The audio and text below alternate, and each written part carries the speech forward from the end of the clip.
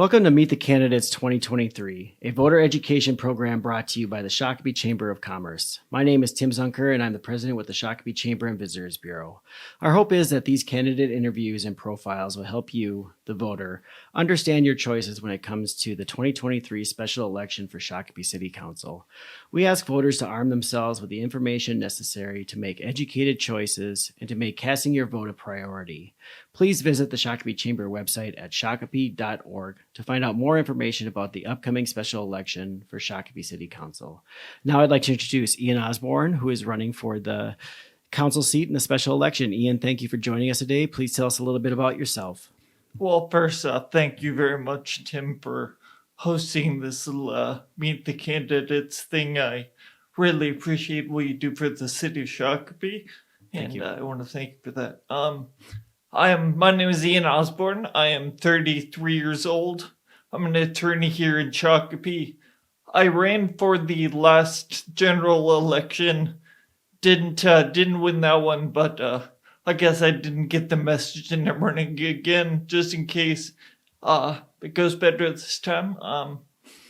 I look forward to serving this wonderful city in any way that I can. Great. Thanks, Ian. Let's get started with the questions. Absolutely. So why are you running for city council? I'm running for city council because I can speak truth to power. I have not been bought off by anyone, and this day and age, that is saying something. That is to not be in the pocket of big interests, and because I can genuinely do a good job. I've made my living off of critical thinking, being an attorney, and I know that I can do great things for the city. Primarily, I want to focus on veterans issues. I have a very compassionate part of my heart goes out to veterans with mental illnesses. That's what I studied in my undergraduate, and I feel I can be tremendously helpful in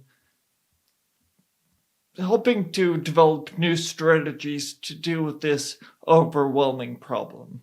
Great. Thanks, Ian. What skills and experience would you bring to the city council? Well, my whole life has been leading up to this moment. I mean, I've been a bartender and a server, and I've learned to talk to people, but listen to, and to really understand their needs. And I think that people do too much talking these days and not enough listening to the constituents and what they want. I believe that I can bridge that gap, so to speak. Great. Thanks, Ian. What have you done in the past to positively impact the city of Shakopee? Well, as I said, I'm an attorney here. I previously did public defense work. That means I was helping people that were incarcerated and charged with crimes, but can't really afford the services of an attorney. And so what I did was, it wasn't great pay, but that to me is a work of passion. It's getting the justice system moving and giving everyone the defense they deserve. Other than that, I frequent all of our local eateries. Wampox is one of my favorite places in the world. You can find me there way more often than you should be able to. The biscuits and gravy is to die for, but I digress. What I've done for this city is I've made it my home, and I want to better it in every way that I can using the skills that I have developed this far in life. Great. Thank you, Ian. What is your opinion of tax increment financing and its use in bringing economic development projects to Shakopee? Now, this is a tough one. The RAR facility was a great success for the TAF projects. It brought a cornerstone to the economy here in Shakopee. But the problem is we don't need any more cornerstones. We don't need our funding, our hard-earned taxpayer money going to private companies. So all in all, I'm very against tax incremental financing. The RAR being one exception because it seems to be, well, I think it was best said that RAR is Shakopee. I mean, it's been around since 1847. They've been an integral part of our community.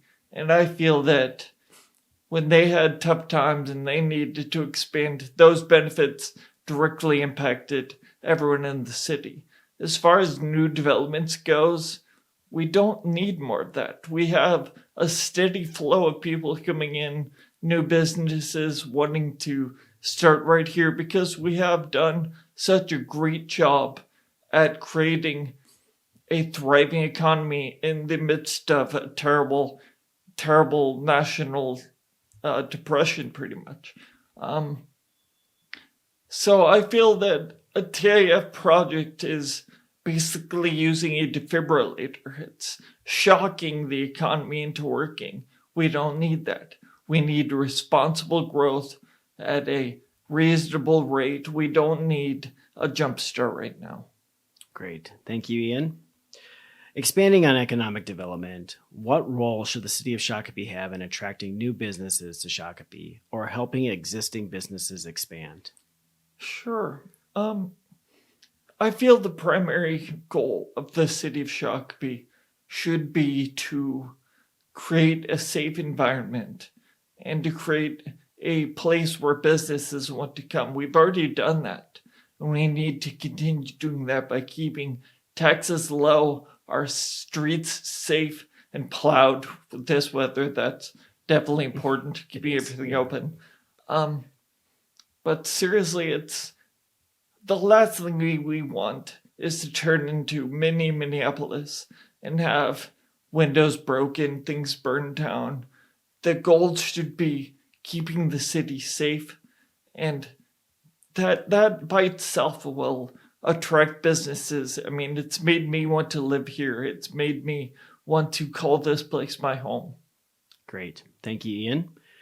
What do you see as the most important issues facing Shakopee, and what would you do to address them? Well, as I was just saying, the fear of turning into a smaller version of Minneapolis is a big problem. It's a fear that people legitimately have. And I feel that by supporting our police force, by having a well-rounded community all in all, that is the best way to move forward. Great. Thank you. And in your opinion, should city taxes be reduced? And if so, how should spending be reduced to balance the budget? Now, taxes are essential for the key components of a city, absolutely. We have to fund our projects for the veterans that I mentioned before. There's a free lunch program going on currently that obviously you can't be against providing for the needy children that want to eat. I mean, that may be the only meal they eat all day. Those are examples of good uses of funds. What are not good uses of funds are seen when you go line by line through the budget. And there's always extra fat, extra pork to cut out of the budget. One that I can think of specifically deals with subcontracting. The city currently has a lot of subcontracting deals with private companies that are really just redos of work that have already been done. By cutting out these contracts, by having people do the job they were actually assigned to do originally, I think that could save enormous amounts of money. There was one project I was looking at in particular. It was a wetland survey. And in this wetland survey, the same wetlands were surveyed 3 times. That's a waste of money. That doesn't need to happen. And things like that are costing millions of dollars to Shakopee residents every year. So if we can cut those things out and get to the core of what our taxes should be for keeping the roads clear and safe, keeping community moving, thriving, and producing those for the most in need, our children and our veterans. Great. Thank you, Ian. That is all the questions I had, so I'd like to give you the opportunity to give your closing statement and message to the voters. Yeah, absolutely. Well, my name is Ian Osborn, and I'm running for Shakopee City Council for you. I want to do the best I can for the people that I've grown so fond of. And it's such a great place to live. If you want to help and support me, you can go to osbornforoffice.com. That's Osborn, the number 4, office.com. And I hope to have earned your vote, and I'll see you out there on April 11th. Great. Thank you, Ian.